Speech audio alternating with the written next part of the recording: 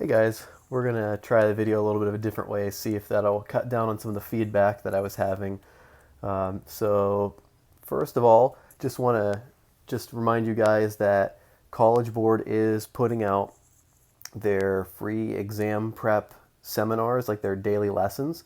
So please, if you haven't done so already, make sure that you go to AP Central for students and that you log in so that you can start receiving those lessons. They start tomorrow at 11, from 11 to 11:45. And the AP exam is going to be covering, if you're doing the online version of the AP exam, it's going to be a 45-minute exam, and it's going to cover the first 75% of the content that would normally be tested. And they're going to have daily lessons, and those daily lessons are going to cover that 75% of the content that will be on the exam. So just make sure that's going to be the priority from now on. I'm going to still do some daily lessons. I'm going to make them a little bit shorter just so you can prioritize your exam prep that they're offering. So please make sure you go there. If you need any help, email me. I'll help you set up your account. I'll help you in any way I can because that needs to be priority number one for when you take the AP exam. Okay, so now into today's lesson. So we're getting into chapter 29, and we're going to cover two main topics. First is what your book explains as the expansion or expanding the liberal state. And then the second is going to be civil rights. So first part of today, we're going to talk about JFK and JFK and the election of 1960 when JFK becomes president. First of all, he's running against Nixon, and TV plays a big role in the election. So if you're making connections, if you want to talk about continuity, if you want to do contextualization, this would be a great thing to do if anything technology-wise comes up on the exam, how technology affected the election of 1960 with the televised presidential debate. Anyway, so Kennedy is going to beat Nixon in the election. And part of what he promises is something called the New Frontier. And it's a bunch of domestic reforms, and it's kind of like New Deal-esque. So if you're looking, again, to use your continuity historical thinking skill, just like FDR was using the New Deal to try to prop up the economy and drive social change, JFK is going to be promising the New Frontier to do the same thing. So that would be continuity. The New Frontier, a lot of it wasn't accomplished just because of resistance in Congress. And also the assassination of JFK in 1963 is going to cut short any efforts that JFK was making and any progress that JFK would have been making on the New Frontier line. However, Lyndon Johnson, who is going to be president, he was vice president under JFK, and after the assassination, he's going to be sworn in on Air Force One, and he's going to make aggressive attempts to accomplish some of the goals that JFK had, or at least he's going to pitch his own goals as JFK's goals. So LBJ is going to say, I'm doing what JFK would have wanted me to do. And LBJ's programs, his package of programs is called the Great Society. And it's a lot of domestic reforms, and part of what it starts with is the idea of the war on poverty. So Lyndon Johnson is going to say that he's declaring unconditional war on poverty, whatever that means. It's kind of like, if you want to make a connection again, if you're doing contextualization, or if you want to make a continuity example for something outside the time frame, when George W. Bush declares war on terror, right? What does that mean? Like, what does that look like? So same with war on poverty. It's such a broad thing. There will always be terrorism. Not that it's a bad idea to fight terrorism. I think it's a great idea to fight terrorism. But similarly, there's always going to be poverty. And so what does a war on poverty look like?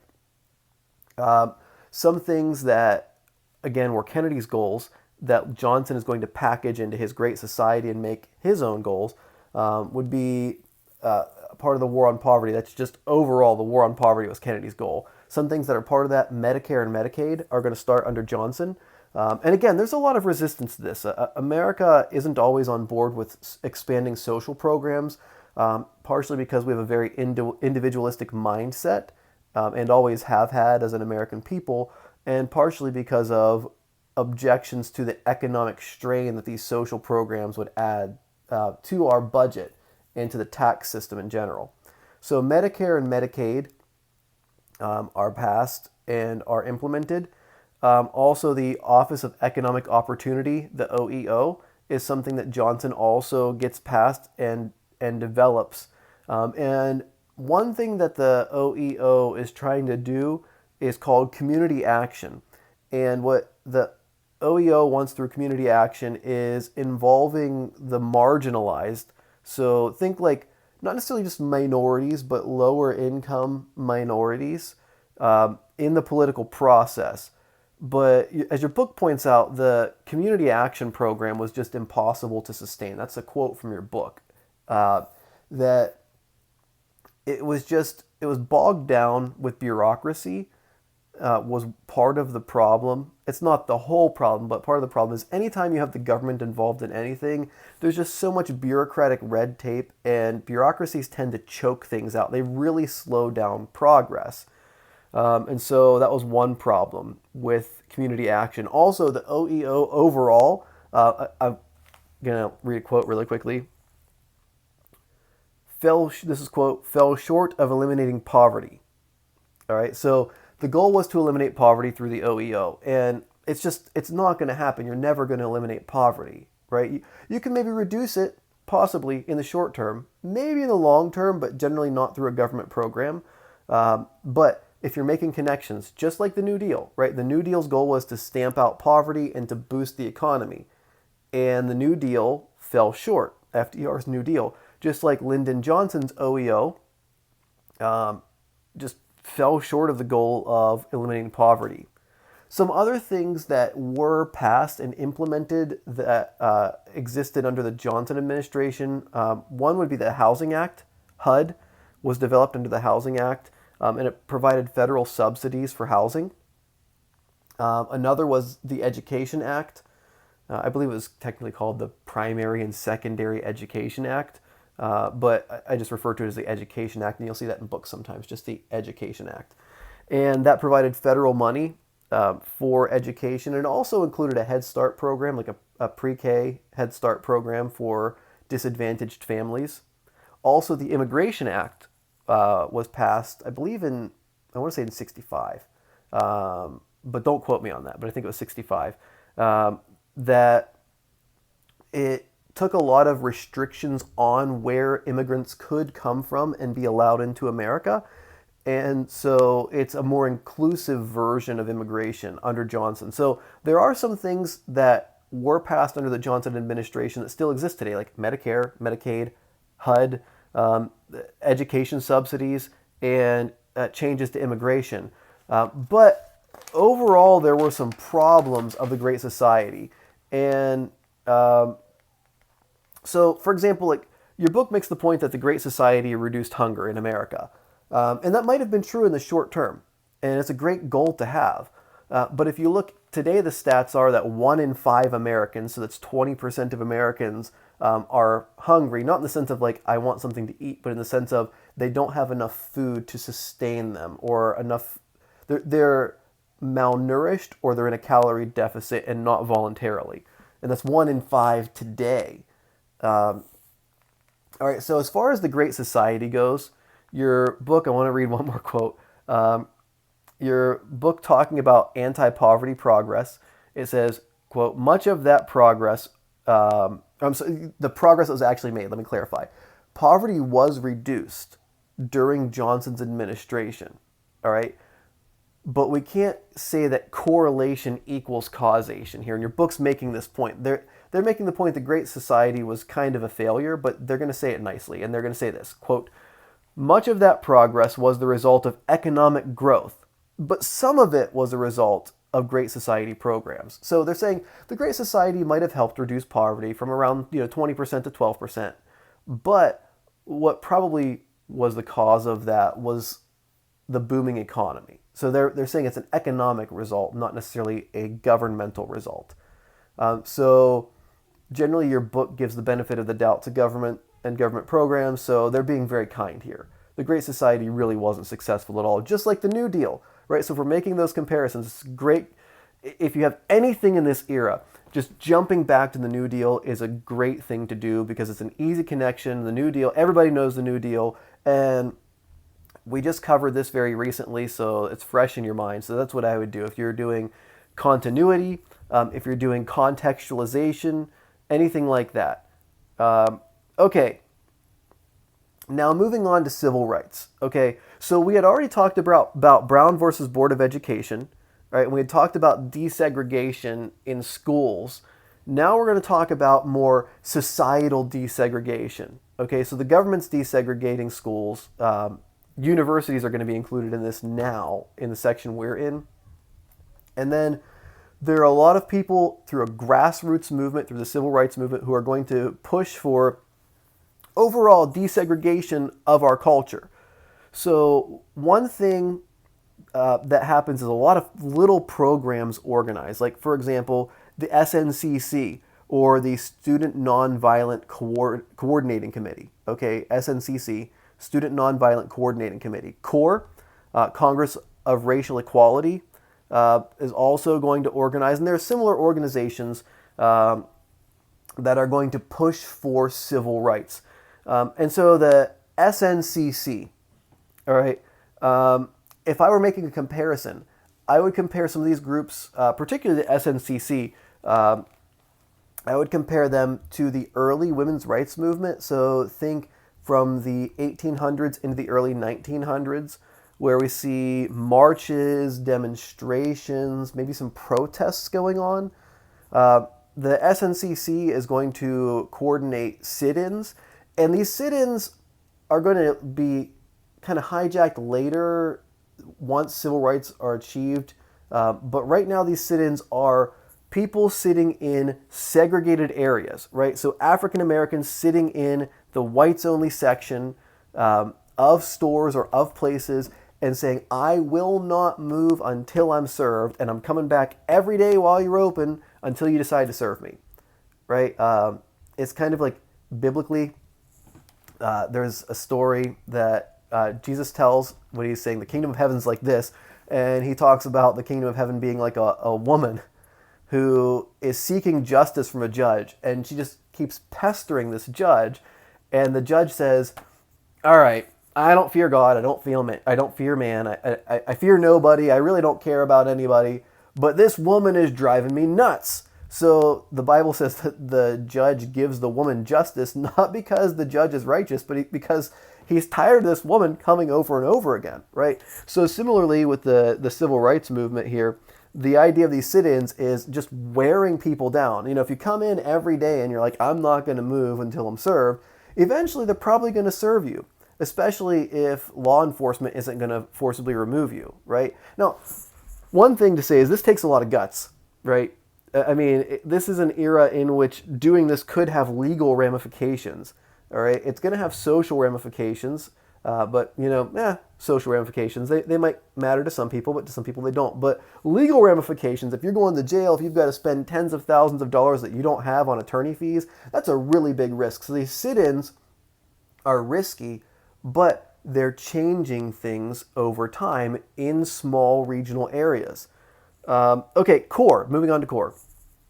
CORE helps organize freedom rides, and the idea of these freedom rides is desegregating busing in the South. All right, so public transportation is segregated in the South, and we're going to see, you know, Rosa Parks is big on helping in a small region desegregate busing, initially because there are going to be protests where people quit. They actually boycott the busing system and economically break the busing system of the region. But CORE is not looking at a small region. CORE is looking at let's just push for freedom rides everywhere. Let's go around the South. And by the way, this isn't unrisky. This is very risky. And there's violence that occurs that's aimed at freedom riders. And some of them are severely injured or worse because they're willing to take a stand to desegregate the busing system in the South. So they're saying, let's not fight the whole system. Let's fight pieces of the system. So we've got CORE fighting the public transportation system. We've got the SNCC fighting individual businesses in a region, trying to desegregate those, right? So there is a push, and we'll move into Martin Luther King Jr., to fight the whole system. But a lot of these organizations are like, let's fight a piece here, let's fight a piece there. And if we have enough little organizations fighting all these little pieces, eventually the machine's going to crumble and segregation's going to fall. And that happens. So they're right. Okay, on to Martin Luther King. Dr. Martin Luther King Jr., his big push is for nonviolent or passive resistance. So he organizes nonviolent protests, famously in Birmingham. And if I'm not requiring this, but I would suggest that you read his letter from the Birmingham jail. But Martin Luther King, he organized nonviolent protests. Also, the March on Washington in August of '63, where he famously gives his "I Have a Dream" speech. And by the way, historically, there's a transcript of his speech, of his speech there at the March in Washington, and the "I Have a Dream" speech is not part of his transcript. So I think that's really cool that was impromptu, and that's the most famous, most remembered part of his whole speech in Washington during that time period. And that's really what energizes America to push even harder for civil rights, and it wasn't planned. So that's kind of cool, I think. And a lot of what Martin Luther King Jr. does is energize the populace to push for civil rights. And we see this culminate in the Civil Rights Act of 1964 and the Voting Rights Act of 1965. And those are really important pieces of legislation that are going to end segregation in America theoretically. They're going to end legal segregation in America, and they're going to end segregation of voting rights where African Americans could vote. 15th Amendment, right? So we're talking all the way back 1860s, 15th Amendment.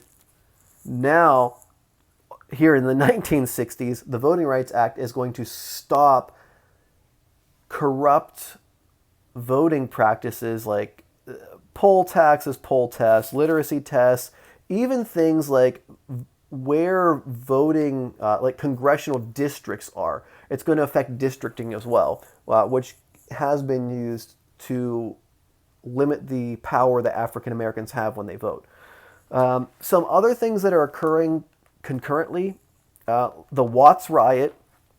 So the Watts riot, if you're going to make a connection, if anything comes up about this on your exam, the Watts riot is very similar to the Rodney King riots. And the thing that occurs, history repeats itself, all right? This is part of why I like teaching history, because you can see patterns or trends in history, which is one of your historical thinking skills, right? Patterns of continuity and change. But there's an officer for the Watts riot. A white officer uses his club on a black suspect. All right, so an African American is beaten by a white cop. This starts the Watts riot, which is a big racial riot in the 60s. And the Rodney King riots, a few decades later, start where white officers use their nightsticks on a black suspect. And so an African American is assaulted by white police officers. And now we can talk about use of force as far as police officers and the legal use of force and subduing suspects, but that's not what's going on here. What's going on here is perception. It's not the legality so much as the perception that causes this unrest. It's that it's perceived as unjust, therefore society reacts. Similar with Ferguson, the Ferguson riots also, with the Michael Brown case. So this also has happened in our lifetimes, or in your lifetime as well. Also, I'd be remiss if I didn't mention Malcolm X. So there is disagreement as to how to push for civil rights. So Martin Luther King Jr. is more passive resistance or nonviolent resistance, and Malcolm X is much more okay with active or violent resistance. Now, I'm not saying he's saying be violent, but I'm saying he's not saying don't be violent. But Malcolm X is a sad story, where he's actually assassinated by African Americans who don't like his message and don't support what he's doing. Obviously, they're more radical African Americans. They're not nonviolent African Americans assassinating someone. That would be an oxymoron by example, right? Like, you can't be nonviolent then be violent. But he's assassinated by African Americans, and also Martin Luther King Jr. is assassinated, not by African Americans, but he's assassinated as well. So two major icons in the civil rights movement are assassinated, and their voices are silenced, but the movement stays going, right? That doesn't stop the movement. But what I want you to see from today, particularly for the civil rights movement, is a lot of grassroots organization leads to a tidal wave of support that's so big that the government has very little choice but to act, and act they do, right? So that would be what I would learn today, and you can use your historical thinking skill of argumentation to prove your point for this. All right, thank you for watching, guys. If you have any questions, please let me know. Thanks.